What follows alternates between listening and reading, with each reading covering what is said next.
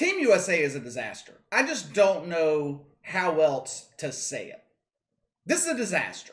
I'm having a difficult time understanding how you have one of the greatest coaches in the history of the NBA. You have the best players in the world, the best player in the world in Kevin Durant. You have a collective of players who you could argue are the best players in the world. On paper, Team USA is the best team in the world. I shouldn't really call them a team, though, because they damn sure don't play like a team. There are a myriad of problems with Team USA, but the biggest problem starts at the top. They've got the wrong head coach. We talked about this a couple of weeks ago, after they kept getting embarrassed in exhibition games. You have two types of coaches in the NBA. You have a team coach and you have a player's coach. Now, there's nothing wrong with either one, nothing wrong with either approach. But just like with players, coaches need to be put in situations where they can succeed.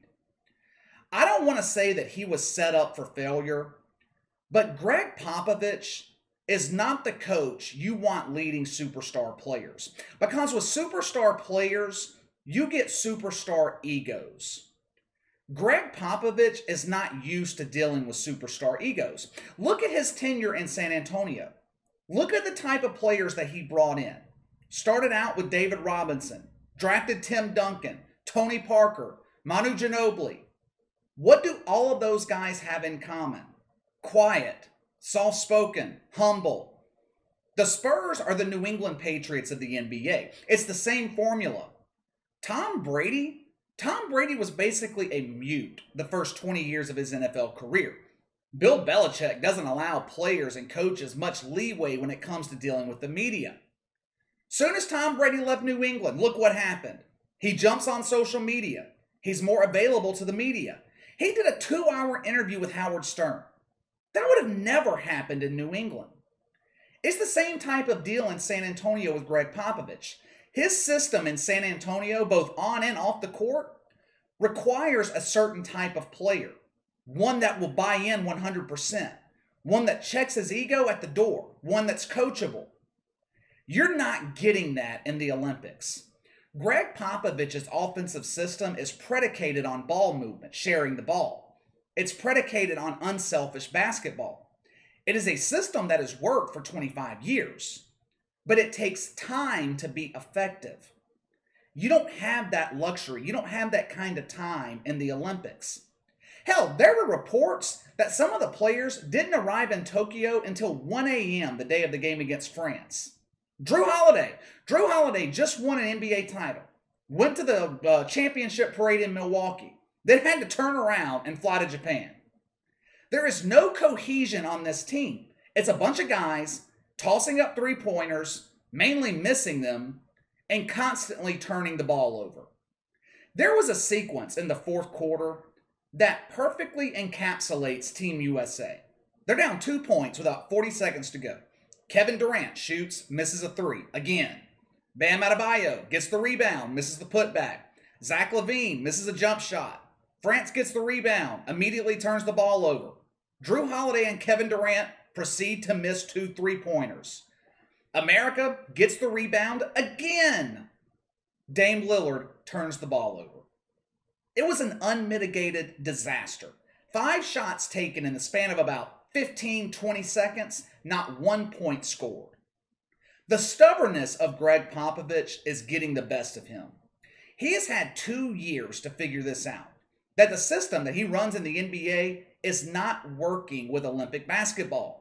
You're asking players who are used to being the number 1 scoring option on their teams to completely change their style of play. You're asking them to share the basketball more, and you're trying to implement the system in a matter of weeks.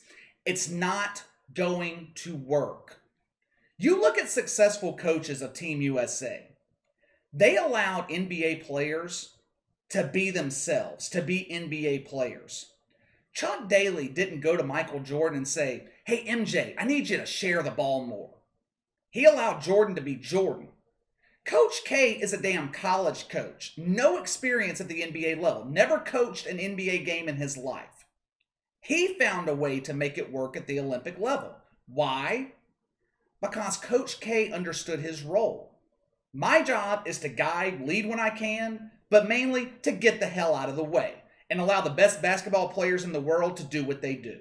That's not happening under Gregg Popovich. You have guys like Dame Lillard, Zach LaVine, giving up wide open looks because they think they're supposed to make the pass instead. And they think that because Gregg Popovich has drilled it into them. Gregg Popovich was his usual grumpy self after the game yesterday. He shouldn't have even bothered showing up to that press conference. All you had to do was play the recording of his press conference after their last embarrassing loss, because all he said was the same things. There's nothing to be surprised about. Well, damn right. There's nothing to be surprised about. Team USA keeps losing. No one is surprised anymore. France has beaten you twice in a row now. So has Australia. It's not even a big deal to beat Team USA anymore. That's how far this team has fallen. In the past, if another country defeated America in basketball, it was a monumental upset. They would celebrate like they had just won the NBA Finals or the gold medal. Sunday, after the French won, they shook hands, walked off the court like it was just any other win during the NBA regular season. I know France has talent. They're a good team. Rudy Gobert, he is a star in the NBA. Evan Fournier, he's a nice role player. But there is no way they should be beating Team USA. It's just inexcusable. Of course, Gregg Popovich didn't take any of the blame for the loss to himself. He blamed it on the players. He said the players were making mistakes they shouldn't be making. Speaking of the players, the ones making all the mistakes, there is some grumbling from the players about their head coach. And look, I'm not placing all the blame on Gregg Popovich. The players have been dreadful too. But these guys don't seem to enjoy playing for Gregg Popovich. Joe Vardon at The Athletic, he is reporting that players in the locker room are frustrated with Pop, and they feel there are better ways to get the offense going. Translation, Gregg Popovich needs to get the hell out of the way and let these guys play basketball. Sunday was Team USA's first Olympic loss since 2004. Guess who was an assistant coach on that team? Gregg Popovich. They have lost 3 of their last 4 games under Pop, 5 of their last 8 overall. This is by far the worst stretch in the history of American basketball on the global stage. So what's the excuse going to be? Well, the team was just thrown together. We didn't have time that the other countries did to play together. That's always been the case with Team USA. The competition level has been raised. We're playing against better teams. That might be true when talking about Australia or France, but that doesn't excuse losing to Nigeria. Do they even have running water in Nigeria? I'm kidding. Nigeria really has come a long way in the last 10 years, but that still doesn't excuse them beating Team USA. America is 1 loss away already from packing their bags and going home. Luckily, they've been given a gift. They get to play Iran on Wednesday, a team they should beat by 50 points. And if they don't, I'm sure Gregg Popovich will say, Iran's a really good basketball team. Then they had the Czech Republic after that.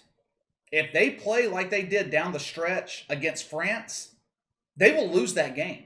If that happens, this team will go down as the most disappointing in history, which begs the question, will this have an impact on the legacy of Gregg Popovich? Fortunately for him, I don't think it will. 5 to 10 years from now, most people will forget Pop even coached this team. All we'll remember are the 5 NBA titles, the dynasty. You can tell this is getting to Gregg Popovich, though. This is a man who is not accustomed to losing. He's been forced to get used to that, though. All he's done the last 2 years in the NBA is lose. In the last 2 years of his involvement with Team USA, they've done nothing but lose. After the game, Dame Lillard was talking about Rudy Gobert and Evan Fournier, and he said that they are completely different players when they play for their countries, saying that they play better. Well, so are the American players. They are completely different when they play for America. When they put on that Team USA jersey, they somehow play worse. I guess we just aren't woke enough here in America for NBA players to be proud to represent us. All right, time to let me know what you think. What do you guys think of Team USA suffering another embarrassing loss? Is this a coaching problem or is this a player problem? Who do you think shoulders most of the blame, Pop or the players?